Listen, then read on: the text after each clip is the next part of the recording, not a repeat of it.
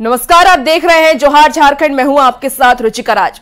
झारखंड में ईडी ने बड़ी कार्रवाई की है। कांग्रेस नेता और ग्रामीण विकास मंत्री आलमगीर आलम के ओएसडी संजीव लाल के सहायक जहांगीर आलम के घर पर कैश काउंटिंग का सिलसिला जारी है। जहांगीर आलम के घर से मिले हैं कैश की रकम और बता दें कि बढ़कर 40 करोड़ ये रकम हो गई है। जहांगीर आलम के घर कैश वैन लाया गया। नोट गिनने के लिए लाई गई है 5 मशीन में से एक मशीन खराब भी हो गई। जहांगीर आलम के घर के अलावा संजीव लाल के एक करीबी मुन्ना सिंह के आवास पर भी छापेमारी हुई है। पीपी कंपाउंड में चल रही छापेमारी में अब तक 3 करोड़ कैश मिले हैं और मुन्ना सिंह के आवास पर अभी भी नोटों की गिनती की जा रही है। और ये तस्वीर, ये एक्सक्लूसिव तस्वीर आप देख रहे हैं अपनी टीवी स्क्रीन पर। और इस वक्त की आपको बड़ी खबर बता रहे हैं कि ये कैश का ये खेला जो चल रहा है झारखंड में, उसे लेकर के अब ईडी लगातार छापेमारी कर रही है।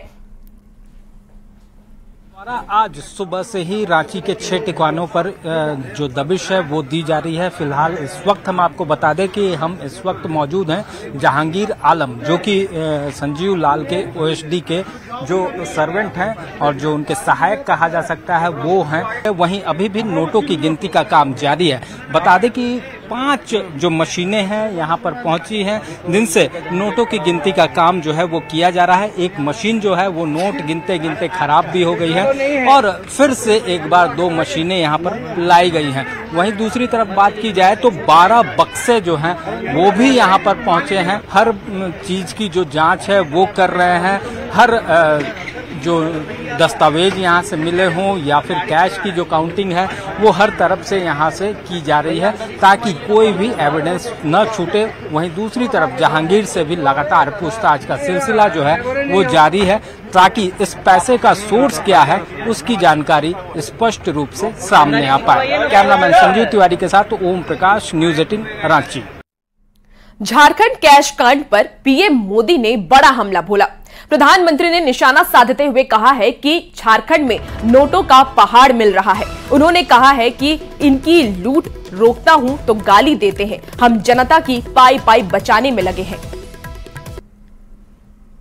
देखा होगा, अभी घर जाओगे तो टीवी पे देखना, आज यहां पड़ोस में झारखंड में नोटों के पहाड़ मिल रहे हैं। नोटों के पहाड़, लोगों ने चोरी किया माल पकड़ रहा है मोदी वहां।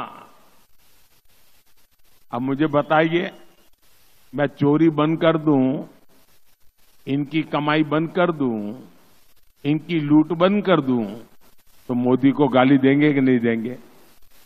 देंगे कि नहीं देंगे? लेकिन गाली खा करके मुझे काम करना चाहिए कि नहीं करना चाहिए? आप मुझे बताइए। मुझे आपकी पाई पाई बचानी चाहिए कि नहीं बचानी चाहिए? आपके हक का पैसा बचाना चाहिए कि नहीं बचाना चाहिए? और इसलिए मोदी ने जनधन खातों, आधार और मोबाइल की ऐसी त्रिशक्ति बनाई कि गरीबों का पैसा लूटना बंद हो गया।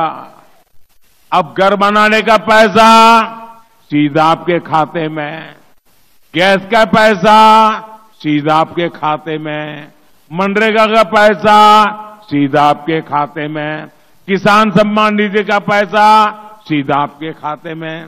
यानी सबको लाभ, सीधा लाभ, कोई भेदभाव नहीं। और ये मोदी की गारंटी है। ईडी की कार्रवाई पर आलमगीर आलम ने सफाई देते हुए कहा है कि ईडी की छापेमारी की जानकारी नहीं है। तो ये बड़ी खबर आपको बता रहे हैं, जहां ईडी की कार्रवाई पर आलमगीर आलम ने सफाई देते हुए एक बड़ा बयान दिया। कहा है कि ईडी की छापेमारी की जानकारी नहीं है। देखिए, मेरा भाई ये मोबाइल पीछे रखो ना, मोबाइल। संजीव लाल एक सरकारी मुलाजिम है। वो हमारा पीएस है और हम लोग भी जब भी पीएस यूएस सिलेक्शन करते हैं तो अनुभव के आधार पर करते हैं। इसके पहले भी 2 मंत्री का पीएस रह चुके थे। अब हम लाए हैं, सरकारी मुलाजिम है। टीवी में आप लोग जो देख रहे हैं हम भी वही देख रहे हैं। अब ईडी का क्या निष्कर्ष आएगा बाद में बताया जाएगा। अभी जो चर्चा चल रही है वो ईडी में तो वो तो जब तक उसका निष्कर्ष नहीं आएगा तब तक उस पर कुछ टिप्पणी करना उचित नहीं। ईडी का अब चल रहा है, ईडी का जांच में जो आएगा मेन क्वेश्चन में तब उस पर हम बात करेंगे। और इसी खबर पर ज्यादा जानकारी के लिए हमारे साथ न्यूज 18 के संवाददाता ओम प्रकाश फोन लाइन पर जुड़ चुके हैं। ओम, माफ कीजिएगा, लाइव जुड़े हुए हैं और उनसे हम आगे जानकारी लेते हैं कि क्या कुछ इस पूरी खबर पर फिलहाल अपडेट है। क्या अपडेट है ओम प्रकाश? क्योंकि देखिए रांची में ईडी की कार्रवाई लगातार जारी है, इससे हड़कंप मचा हुआ है, सियासी गलियारों में बयानबाजी का दौर जारी है। फिलहाल इस मामले में क्या कुछ अपडेट है? जी बिल्कुल, इस वक्त हम खड़े हैं वहां पर जो कहा जा सकता है कि एक धन कुबेर का घर है और इसी जो अपार्टमेंट में, जो सर सैयद अपार्टमेंट है, जो रेसिडेंसी है, इसी के दूसरे माले पर जहांगीर आलम का आवास है जो यहाँ पर रहते हैं और उन्हीं के घर से नोटों का एक पहाड़ मिला है जिसे गिना जो जा रहा है। ईडी के अधिकारी और जो बैंक के अधिकारी हैं वो लगातार उसे गिन रहे हैं। कहा जाए तो इस नोटों के पहाड़ को गिनते हुए मशीनें भी हाथ जा रही है और कई मशीनें जो हैं वो 2 से 3 मशीनें जो हैं वो खराब हो गई हैं। बावजूद अभी भी 7 मशीनें जो हैं वो यहाँ पर लगी हुई हैं और इस कैश को जो है वो गिना जा रहा है कि आखिर ये पैसा कितना है। बता करोड़ रुपए से ऊपर की रकम जो है यहाँ से बरामद हो।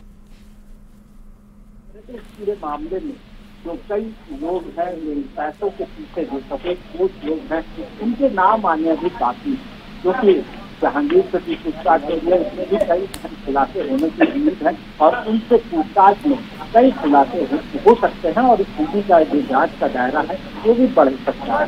पूरे मामले में अगर बात की जाए तो जहांगीर वो शख्स है जो कि संजीव लाल, जो एक सरकारी ओएसडी है मंत्री आलमगीर आलम के, उनके ओएसडी के जो सर्वेंट हैं उनके यहाँ काम करते हैं, कर्मी हैं और उन्हीं के आवास से इतनी बड़ी रकम की। बहुत शुक्रिया आपका तमाम जानकारी के लिए ओम प्रकाश। और सीधे ले चलते हैं आपको जियारपुर, जहां पर अमित शाह जनसभा को संबोधित कर रहे हैं। बनाना है या नहीं बनाना है? 400 पार कराना है या नहीं कराना है? बिहार की सभी सीटें एनडीए को जिताना है या नहीं जिताना है? तो ऐसी आवाज नहीं चलेगी। मेरे साथ दोनों हाथ उठाइए, माताएं बहनें भी हाथ उठाए जरा,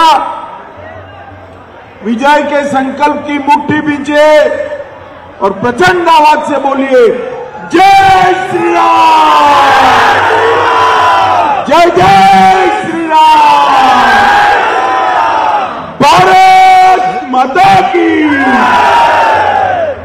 मंच पर उपस्थित श्रीमान विजय चौधरी जी, मंत्री बिहार सरकार, जनक चमार जी, मंत्री बिहार सरकार, अशोक चौधरी जी, मंत्री बिहार सरकार, भाजपा की वरिष्ठ नेत्री रेणु देवी जी, श्री रामनाथ ठाकुर जी, श्री अनिल शर्मा जी, तरुण कुमार जी, राजेश सिंह जी, लखेंद्र पासवान जी, संजय सिंह जी, वीरेंद्र पासवान जी, जगन्नाथ ठाकुर जी और आज के कार्यक्रम में जिनको जिताने के लिए मैं यहां पर आया हूं वो मेरे साथी मित्र आपके सांसद नित्यानंद राय जी, नित्यानंद के लिए।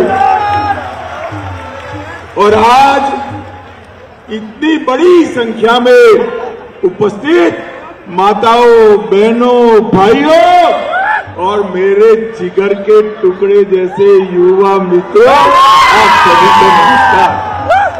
भाइयों बहनों, सबसे पहले मैं विद्यापति धाम, घुटनेश्वर स्थान, इसकी पवित्र भूमि को प्रणाम कर कर मेरी बात की शुरुआत करता हूं। निरंजन स्वामी को भी प्रणाम कर कर मेरी बात की शुरुआत करता हूं। स्वर्गीय पंडित सत्यनारायण तिवारी जी, भारतीय स्वतंत्रता संग्राम के महान सेनानी, आज उनको भी प्रणाम कर कर मेरी बात की शुरुआत करना चाहता हूं। सबसे पहले मैं बिहार गौरव जननायक कर्पूरी ठाकुर को भी, जो इसी भूमि से आगे बढ़े, उनको प्रणाम करता हूं और मन पूर्वक उनको नमन करता हूं। भाई और बहनों, अभी अभी बिहार के वंचितों, दलितों, पिछड़ों के हृदय के नेता, हृदय से माने हुए नेता कर्पूरी ठाकुर जी को नरेंद्र मोदी जी ने भारत रत्न देकर जननायक भारत रत्न कर्पूरी ठाकुर बनाने का काम किया। कर्पूरी ठाकुर जी ने जीवन की अंतिम सांस तक हर पल गरीब पिछड़ों का काम किया और कर्पूरी ठाकुर जी ने मैथिली भाषा को सम्मान देने की मांग की थी और अटल जी ने मैथिली भाषा को 8वीं अनुसूची में स्थान देने का काम भी अटल बिहारी वाजपेयी ने। मैं जब यहां आया हूं तब मैं आप सभी को कहना चाहता हूं, भाइयों बहनों, पिछड़ा समाज की सबसे बड़ी विरोधी अगर कोई पार्टी है तो ये कांग्रेस पार्टी। और आज सत्ता के स्वार्थ के कारण लालू जी ये पिछड़ा विरोधी कांग्रेस पार्टी के गोदी में बैठे। सबसे पहले देश में पिछड़ा समाज को आरक्षण देने के लिए सबसे पहली रिपोर्ट आई काका साहेब कालेलकर कमीशन की रिपोर्ट, जिसको कभी माना नहीं गया, समाप्त कर दिया कांग्रेस पार्टी शासन ने। फिर मंडल कमीशन को भी ठंडे बस्ते में डाला और जब मंडल कमीशन को स्वीकृति दी गई, इसका सबसे कड़ा विरोध ये राहुल बाबा जो है ना कांग्रेस के नेता, उनके पिताजी राजीव गांधी ने किया। भाई और बहनों, ओबीसी को इतने सालों से पिछड़ा, अति पिछड़ा को संवैधानिक मान्यता नहीं दी थी। नरेंद्र मोदी जी ने पिछड़ा, अति पिछड़ा समाज के लिए आयोग बनाया और संवैधानिक मान्यता देने का काम नरेंद्र मोदी जी ने किया। मोदी जी ने नीट, मेडिकल और एम्स के दाखिलों के अंदर पिछड़ा समाज, अति पिछड़ा समाज को 27% रिजर्वेशन देने का काम नरेंद्र मोदी ने किया। और भाइयों बहनों, मैं जब आज यहां आया हूं तब बताना चाहता हूं, पिछड़ा समाज के आरक्षण पर डाका डालने का काम कांग्रेस पार्टी ने किया। कर्नाटक में उनकी सरकार बनी, रातों रात सारे मुस्लिम समाज को पिछड़ेपन का सर्वे करे बगैर पिछड़ा समाज में जोड़ दिया और उनको 5% आरक्षण दिया। अब मुझे बताओ उजियारपुर वालों, ये 5% आरक्षण किसका कटा? मैं बताता हूं, ये 5% आरक्षण मेरे पिछड़ा समाज के भाइयों बहनों का काटकर मुसलमानों को देने का काम ये कांग्रेस पार्टी ने किया। आंध्र प्रदेश के अंदर उनकी सरकार आई, 4% आरक्षण माइनॉरिटी को, मुस्लिमों को दे दिया गया। किसका काटा? पिछड़ा समाज का।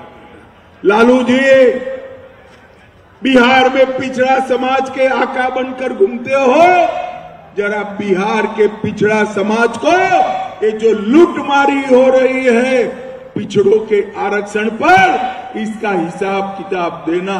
मगर आप चिंता मत करिएगा, मैं कहकर जाता हूं, कर्नाटक और आंध्र में जैसे ही भाजपा सरकार बनती है, ये मुस्लिम आरक्षण को समाप्त करने का काम भारतीय जनता पार्टी करेगी। भाइयों बहनों, माइनॉरिटी को आरक्षण, धर्म के आधार पर आरक्षण, ये संविधान सम्मत नहीं है, हमें नहीं होने देंगे। और एसटी, एससी, ओबीसी का काट कर तो कभी नहीं होने देंगे। भाइयों बहनों, नरेंद्र मोदी जी के मंत्रिमंडल में 27 मंत्री, कितने मंत्री, जोर से बोलो भाई, कितने, 27 मंत्री पिछड़ा समाज के हैं। कांग्रेस कभी डबल डिजिट में भी नहीं आती थी, परंतु ये राहुल बाबा को किसी ने पकड़ा दिया। भाइयों बहनों, आज मैं आपको पूछना चाहता हूं, बिहार की जनता को पूछना चाहता हूं, भ्रष्टाचार रोकना चाहिए या नहीं रोकना चाहिए? जोर से बोलो, रोकना चाहिए या नहीं रोकना चाहिए? कल झारखंड के मंत्री के यहां से 30 करोड़ रुपया मिला। झारखंड मुक्ति मोर्चा का मंत्री, ये इंडी अलायंस का साथी, इसके 2 महीने पहले झारखंड में कांग्रेस के सांसद के यहां से 350 करोड़ रुपया मिला। इसके कुछ समय पहले ममता के मंत्री के यहां से 51 करोड़ रुपया मिला।